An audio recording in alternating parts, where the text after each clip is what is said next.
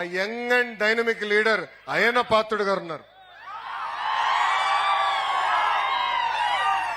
Young dynamic at heart.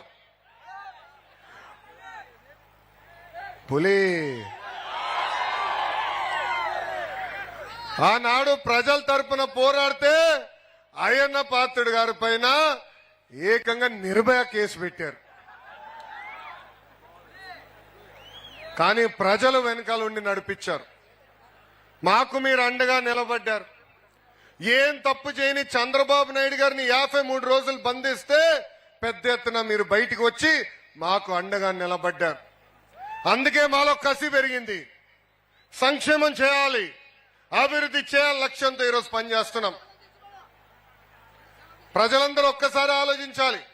గతంలో 1000 రూపాయలు pension పెంచడానికి 5 సంవత్సరాలు తీసుకుంటే ఎన్డీఏ ప్రభుత్వం వచ్చిన మొదటి నెలలోనే 1000 రూపాయలు పెన్షన్ పెంచి ఈ రోజు 4000 రూపాయలు ప్రతి నెల ఇంటికెళ్ళి అందిస్తున్నాం. భారతదేశంలో ఏ రాష్ట్రంలో 4000 రూపాయలు పెన్షన్ ఇవ్వట్లేదు. వికలాంగులుంటే 6000 రూపాయలు, బెడ్కే పరిమితం అవుతే 15,000 రూపాయలు పెన్షన్ ఈ రోజు ఎన్డీఏ ప్రభుత్వం అందిస్తుంది. అంతేకాదు మూసేసిన అన్న క్యాంటీన్ తిరిగి ప్రారంభించాం. ఈ రోజు గ్యాస్ సిలిండర్లు కూడా ఉచితంగా ఎన్డీఏ ప్రభుత్వం అందజేస్తుంది. ఇంకా తల్లికి వందనం, అన్నదాత సుఖీభవ 2 నెలలు ఓపిక పట్టండి, మన ప్రభుత్వం అందజేస్తుందని ఇక్కడున్న తెలుగింటి ఆడపడుచులు కూడా తెలియజేస్తున్నా. అంటే ఒక పక్కన ఇచ్చిన హామీ నిలబెట్టుకుంటూ ఇంకో పక్కన అభివృద్ధి ముందలు తీసుకెళ్తున్నాం. ప్రజలందరూ ఒక్కసారి గుండె పైన చేయి పెట్టుకుని ఆలోచించండి. ఇదే రోడ్లో నేను నడిచా, స్కేల్ పెట్టి కొలతలు కొలిసా ఎంత లోతు గుంతుందని.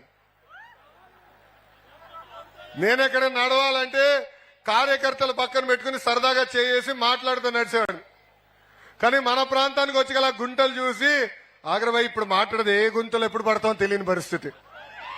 కానీ అదే ఎన్డీఏ ప్రభుత్వం అధికారంలోకి వచ్చిన వెంటనే రిపేర్లకి డబ్బులు విడుదల చేసి పెద్ద ఎత్తున రోడ్లు రిపేర్ చేస్తాం జరిగింది. ఇంతేకాదు ఆనాడు నేను హామీ ఇచ్చా, ఎన్డీఏ ప్రభుత్వం అధికారంలోకి వచ్చిన వెంటనే ఈ రోడ్డు విస్తరణ కూడా చేస్తాం, 4 లేన్ రోడ్ వేస్తామని ఆనాడు చెప్తాం జరిగింది. ఇంకా మీ ఎమ్మెల్యే గారు కూడా వదిలిపెట్టాడబ్బా, వెంటాడాడు. ఒక పక్కన ఉప ముఖ్యమంత్రి గారు పవనన్నతో పోరాడారు, ఇంకో పక్కన శాసనసభకు వస్తే చాలు అన్నా యువగల మామి కొంచెం మీదే బాధ్యత కదా అన్నాడు. ఆయన ప్రోత్సాహంతో ఈరోజు మనం ఈ ప్రాజెక్ట్ ముందలు తీసుకెళ్తున్నాం. 4 లేన్లు లోడ్ చేసినప్పుడు ఇక్కడంతా కొంతమందికి అంటే ఇక్కడున్న షాపులు కానీ ఇల్లు ఉన్న వాళ్ళు కొంచెం ఇబ్బంది ఉన్నారని నాకు తెలియజేయడం జరిగింది.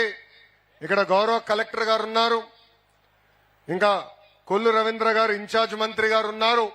వాళ్ళందరికీ చెప్పాను, బాధ్యులతో ఒకసారి కూర్చుని ఈ ఆమోదమైన పరిష్కారం ఎత్తుకోమని వాళ్ళు కోరటం జరిగింది. త్వరలో మీతో మీటింగ్ పెడతారు. ఆమోదమైన పరిష్కారం వచ్చిన తర్వాతనే పని ప్రారంభిస్తాం. కానీ మిమ్మల్ని అందరూ కోరుతున్నా, సహకరించండి.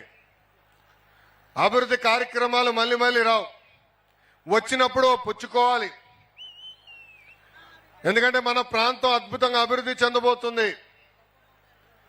ఎవ్వరు ఊహించిన విధంగా భారతదేశంలోని అతి పెద్ద స్టీల్ ప్లాంట్ మన ప్రాంతానికి వస్తుంది. ఎన్టీపీసీ గ్రీన్ ప్రాజెక్ట్ వస్తుంది, పెద్ద ఎత్తున బల్క్ డ్రగ్ పార్క్ కూడా వస్తుంది. అవన్నీ వస్తే ఇంక రోడ్లు సరిపోవబ్బా. అందుకే రోడ్లు అభివృద్ధి చేయాలా, అవసరం అయితే 2-3 దగ్గర ఫ్లైఓవర్ వేసుకోవాలా. అప్పుడే పెద్ద ఎత్తున నిరుద్యోగ యువకులకి ఉద్యోగాలు కల్పించవచ్చని ఇక్కడున్న ప్రజలందరూ తెలుపుకుంటున్నా. ఆనాడు అడిగాం, మీకు 2 ఓట్లు ఉన్నాయి, మన నియోజకవర్గంలో మీకున్న 2 ఓట్లు, ఒకటి గ్లాస్ కి ఇంకోటి కమలం గేమని ఆనాడు కోరాం. ఈరోజు ఎంపీగా రమేష్ అన్ని మీరు గెలిపించారు. నేను ప్రధానమంత్రి గారిని రాజమండ్రి మీటింగ్ లో కలిసా. మనం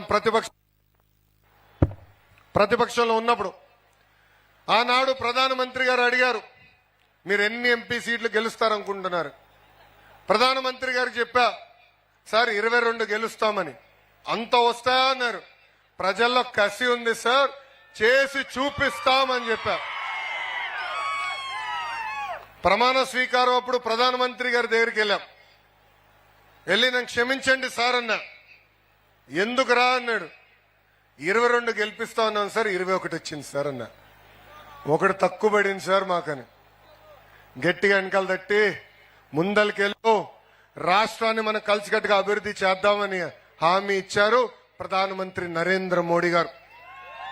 ఈ రోజు రాష్ట్రం ముందలకెళ్తుందంటే కేంద్ర ప్రభుత్వం సహకారం ఉంది. గత ప్రభుత్వం మొత్తం అప్పులు చేసి పంపించారు. జీతాలు ఇచ్చడానికి ఇబ్బంది పడే పరిస్థితి, సంక్షేమ కార్యక్రమాలు చేయడానికి ఇబ్బంది పడే పరిస్థితి.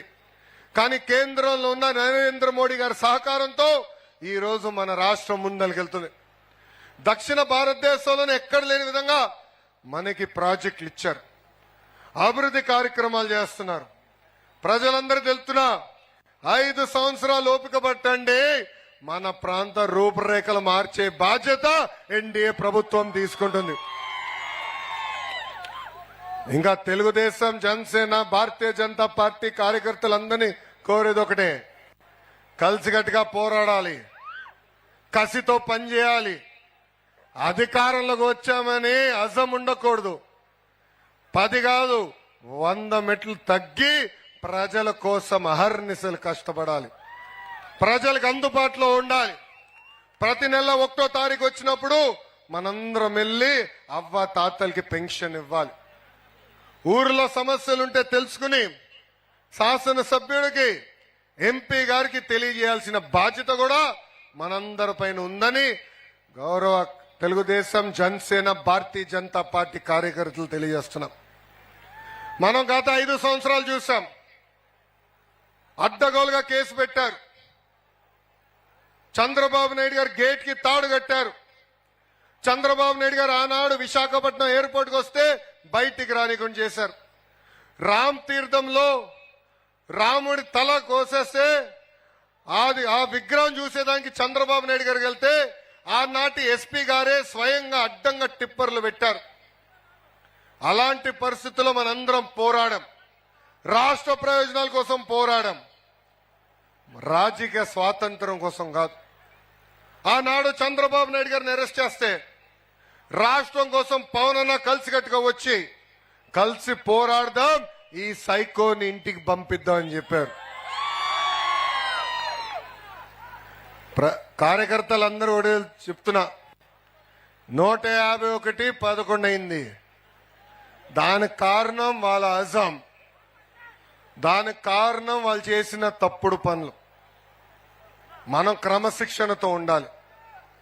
ప్రజలు ఏ ఆశయాలతో అయితే ప్రభుత్వం ముందలు వెళ్ళాలని కోరుకుంటున్నారో ఆ ఆశయాలను నిర్వహించాల్సిన బాధ్యత మనందరిపైన ఉందని తెలుపుకుంటూ, నాకింత అద్భుతమైన అవకాశం ఇచ్చిన యలమంచిలి ప్రజలందరికీ పేరు పేరున నా హృదయపూర్వక ధన్యవాదాలు తెలుపుకుంటూ, ఇటు పక్కన మన విజయ్ గారు, రమేష్ అన్ని మీరు ఆశీర్వదించి దీవించి మంచి మెజారిటీ గెలిపించారు.